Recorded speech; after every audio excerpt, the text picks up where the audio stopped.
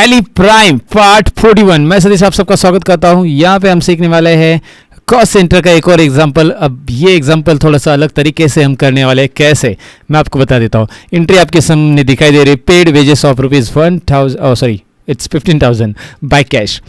तो कैश से हमने पेमेंट किया है, वेजेस पेमेंट किया है। लेकिन ये वेजेस होता क्या है आपको पता रहेगा। वेजेस यानी कि कॉन्ट्रैक्ट बेसिस पे जो एम्प्लॉयज़ हमारी कंपनी में होते हैं उनको दी गई सैलरी। कॉन्ट्रैक्ट बेसिस पे जो एम्प्लॉयज़ होते हैं उनको जो सैलरी दी जाती है उनको वेजेस बोला जाता है। वो हमाल हो सकते हैं, कुछ भी हो सकते हैं, लेकिन वो फैक्ट्री में से दी जाती है। याद रखना ये वर्ड को। जो भी कॉन्ट्रैक्ट बेसिस पे एम्प्लॉय होते हैं उनको जो सैलरी दी जाती है वो फैक्ट्री एक्सपेंसेस में ऐड किया जाता है और उसे हम डायरेक्ट एक्सपेंसेस बोलते हैं, राइट। सो एम्प्लॉय यहाँ पे मैंने कुछ इमेज लिए हैं। दो एम्प्लॉयज़ मेरे पास दिखाई दे रहे हैं। एक है राज है, उसको 3,000 रुपये मैंने पे किया है, और अनवी है, उसको 12,000 पे किया है। तो दोनों को मिलके 12,000 रुपये मैंने पे किए हैं, ये दोनों एम्प्लॉय को। तो एंट्री कैसे होगी यहाँ पे आपको दिखाई दे रहा है। आपको सामने कैश पेमेंट करने वाले हैं तो कैश तो देना पड़ेगा, लेकिन यहाँ पे एंट्री कैसी होगी, डेबिट होगा। डेबिट रिकॉर्ड में आएगा वेजेस एक्सपेंसेस। डेबिट रिकॉर्ड में वेजेस एक्सपेंसेस जो कि अंडर ग्रुप रहेगा डायरेक्ट एक्सपेंसेस, यानी कि ये फैक्ट्री एक्सपेंसेस है। हमेशा याद रखिए ये चीज़ें आपके सामने, इसीलिए इस प्रेजेंटेशन में मैं दिखा रहा हूँ ताकि आपको ये याद रहे कि भाई ये डायरेक्ट एक्सपेंसेस होता है, ये फैक्ट्री में से होता है। देखिए ऑफिस एक्सपेंसेस जितने भी है वो इनडायरेक्ट एक्सपेंसेस रहेंगे, जैसे स्टेशनरी हो गया, टेलीफोन एक्सपेंसेस हो गया, इलेक्ट्रिसिटी एक्सपेंसेस हो गया, ढेर सारे एक्सपेंसेस, वो सारे के सारे ऑफिस से होते हैं तो उसे हम क्या बोलेंगे, इनडायरेक्ट एक्सपेंसेस। लेकिन जो फैक्ट्री में से होते हैं वो डायरेक्ट एक्सपेंसेस रहते हैं, हमेशा याद रखिए। अब यहाँ पे नीचे डेबिट के अंदर मुझे चाहिए अनवी एंड राज, ये दोनों कॉस्ट सेंटर से मेरे, और यहाँ पे आएगा cash account, right. Cash account से हम यहाँ पे पेमेंट कर रहे हैं। याद रखना है डायरेक्ट एक्सपेंसेस क्या है और कैसे पास करना है आपको। यहाँ पे अभी ये एंट्री टैली प्राइम के अंदर देखते हैं। यहाँ पे टैली प्राइम में आ चुका हूँ, लेकिन मैं अभी जाकर क्रिएट में जाकर कॉस्ट सेंटर्स नहीं बना रहा हूँ। कुछ अलग तरीके से ये कॉस्ट सेंटर्स में यहाँ पे देखिए cost category cost centre available है, हमने इनेबल करके रखा है, लेकिन मैं यहाँ से नहीं बना रहा हूँ। मैं डायरेक्टली वाउचर एंट्री के दौरान ही इसे बनाना चाहता हूँ। तो मैं क्या करूँगा, डायरेक्टली वाउचर्स में जा रहा हूँ। पेमेंट वाउचर्स में मैं जाऊँगा, पेमेंट हम कर रहे हैं। तो पेमेंट यहाँ पे आ चुका है, F5 पेमेंट का शॉर्टकट की है, एंड यहाँ पे अल्ट सी हमें प्रेस करना पड़ेगा वेजेस अकाउंट तैयार करने के लिए। पहले हम लिस्ट ऑफ लेजर्स में देखेंगे, हमारे पास वेजेस नहीं है। अगर आप WA टाइप करके भी देखेंगे तो भी यहाँ पे नहीं है। उप्स, स्पेलिंग एरर, यानी कि ये WA है नहीं है, वेजेस है ही नहीं है, तो नो प्रॉब्लम। अब हम अल्ट सी प्रेस करेंगे लेजर्स तैयार करने के लिए, और वेजेस का बनाएंगे लेजर।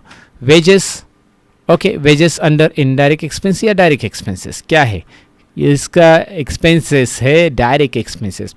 अब यहाँ पे बहुत सारे लोगों को ये भी डाउट रहेगा कि भाई ये डायरेक्ट एक्सपेंसेस ले या फिर एक्सपेंसेस डायरेक्ट ले, तो दोनों में से क्या ले। मैं आपको बताऊँ ये दोनों भी एक ही अकाउंट है। ये लिखने का तरीका अलग अलग टैली ने इसलिए रखा है क्योंकि बहुत सारी कंट्री में पहले एक्सपेंसेस वर्ड किया जाता है और आगे उसके आगे ब्रैकेट में डायरेक्ट लिखा जाता है, क्योंकि टैली बहुत सारी कंट्रीज़ में भी यूज़ होता है। अब इंडियन अकाउंटिंग के हिसाब से हम डायरेक्ट एक्सपेंसेस ही बोलते हैं, लेकिन कुछ कंट्रीज़ में वो एक्सपेंसेस और आगे ब्रैकेट में डायरेक्ट लिखते हैं। कुछ कंट्रीज़ में इनडायरेक्ट इनका एक्सपेंसेस को इस तरह से लिखा जाता है।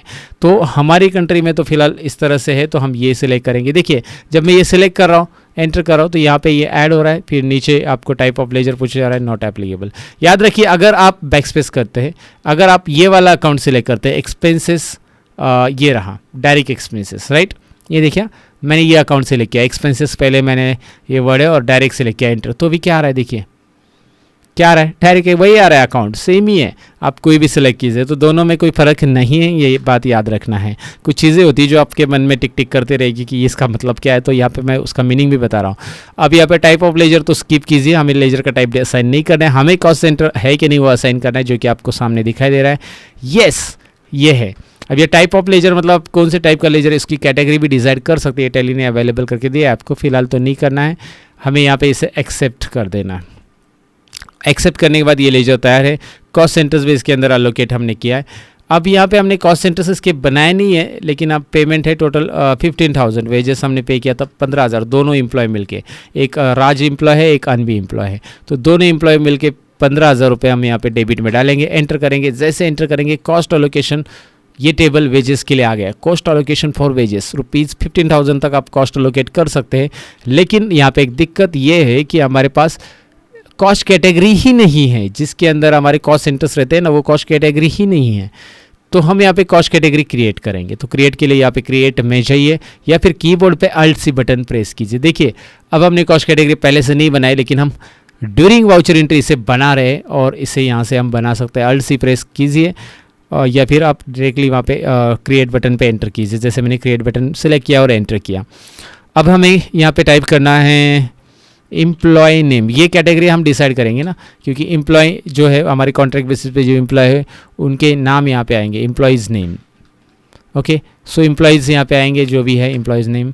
यहाँ पे बाकी सारी चीज़ें नहीं रखनी कैटेगरी में और इसे एक्सेप्ट करना है। एक ही कैटेगरी हमें यहाँ पे क्रिएट करनी, कैटेगरी क्रिएट होगी। लेकिन जैसे कि आपको पता है इस कैटेगरी के अंदर कोई भी कॉस्ट सेंटर नहीं है। अगर आप कुछ भी की प्रेस करेंगे, लिस्ट ऑफ कॉस्ट सेंटर्स कुछ भी अवेलेबल नहीं, लेकिन एक ऑप्शन अवेलेबल है आपके लिए। कौन सा ऑप्शन है वो आपको दिख रहा है हाईलाइट होके, क्रिएट। आप Alt C भी प्रेस कर सकते हैं, याद रखिए क्रिएट पे एंटर कीजिए। लेकिन यहाँ पे एक बात ध्यान रखनी, जैसे आप क्रिएट के लिए जाओगे ना, वहाँ पे कैटेगरी का है क्या नाम आ रहा है, देखिए कैटेगरी आ रहा है इलेक्ट्रिसिटी मीटर्स, लेकिन ये तो एम्प्लॉय है ना, name of employ. Electricity meter में थोड़ी ऐड करेंगे, तो इसे बैक स्पेस कीजिए। ये बात याद रखिए, ज़रा ध्यान से देखिए। यहाँ पे आपको चेंज करना पड़ेगा, इलेक्ट्रिसिटी मीटर्स की जगह एम्प्लॉय ई टाइप कीजिए। ई टाइप करने के बाद आपको पता है और भी कैटेगरीज ई से रिलेटेड यहाँ पे हाईलाइट हो जाएगी, जो कि इसमें से आपको कैटेगरी सेलेक्ट करनी पड़ेगी जो आपने अभी क्रिएट की थी, एम्प्लॉयज़ नेम। ओके, तो यहाँ पे वो ले लो।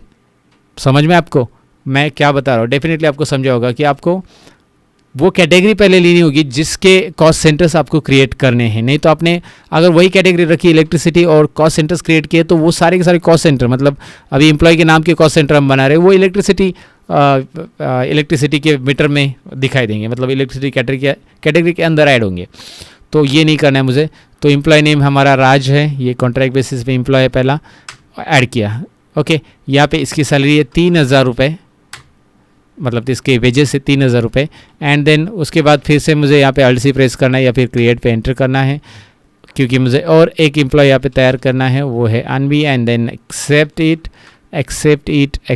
Now you can check it out, it's 15,000, 12 + 3 15,000 हो चुका है और इसे आप यहाँ पे एक्सेप्ट कर सकते हैं। क्रेडिट में क्या आएगा, क्रेडिट में कैश से पेमेंट कर रहे हैं। तो अब मैंने आपको और एक एग्जांपल बताया, कॉस्ट सेंटर्स के अंदर आप कॉस्ट सेंटर्स पहले से नहीं बना रहे हो, कॉस्ट कैटेगरी पहले से नहीं बनाई आपने, तो भी during voucher entry you can pass that entries. It's very simple, है ना। तो कोई डिफिकल्टी है नहीं कॉस्ट सेंटर में। कॉस्ट सेंटर एक थोड़ा सा एडवांस चीज़ हमने सीखी, क्योंकि पुराने वाउचर जो सीखे थे उसके अंदर हमने ऐसे कुछ चीज़ें क्रिएट नहीं की थी, लेकिन यहाँ पे कुछ एडवांस चीज़ें आपको सीखने मिले। और टैली का एक बेस्ट फीचर्स है जिसमें आप एक्सपेंसेस का रिकॉर्ड रख सकते हैं। And narration as usual, you know that being wages paid, right, इतना ही नरेशन आप लिखेंगे तो भी that's it. So that's it guys, this was part 41। मिलते हैं पार्ट 42 के अंदर। Bye bye guys.